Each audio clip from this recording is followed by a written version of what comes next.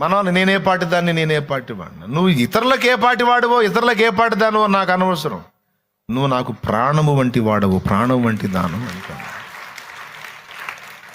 షాలేం రాజు అన్నలాంటి వాళ్ళు నీకు అట్లా అవుతారు, కానీ నాలాంటి వాడు ఎందుకు అవుతాడు ప్రభు అంటే, ఊరే పిచ్చివాడు, వాడు ఎక్కువ నువ్వు తక్కువ కాదు, వాడు బిడ్డే నువ్వు బిడ్డే.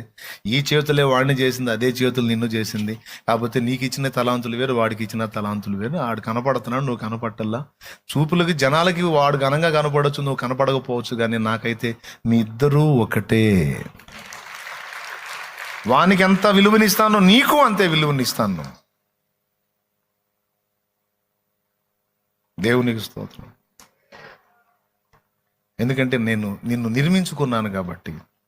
నువ్వెవ్వరికి నచ్చకపోవచ్చు, నువ్వెవ్వరికి నచ్చకపోవచ్చు, ఆఖరికి నీకు నువ్వే నచ్చకపోవచ్చు, కానీ నువ్వు నాకు ఇష్టం అంటాడు.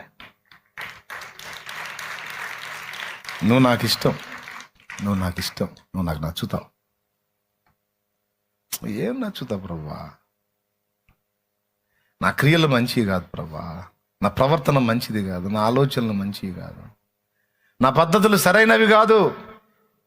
నేను ఎట్లా నచ్చుతా ప్రభా? ఆయన అంటాడు, నీవు మంచిదానివని, మంచివాడవని నీకోసం ప్రాణం పెట్టలా. నువ్వేమై ఉన్నావో ఎరిగే నేను నీకోసం ప్రాణం పెట్టాను. నీవింకా పాపివై ఉండగానే నేను నిన్ను ప్రేమించాను అంటాడు. నువ్వు పరిశుద్ధురాలివి అయిన తర్వాత ప్రేమించడం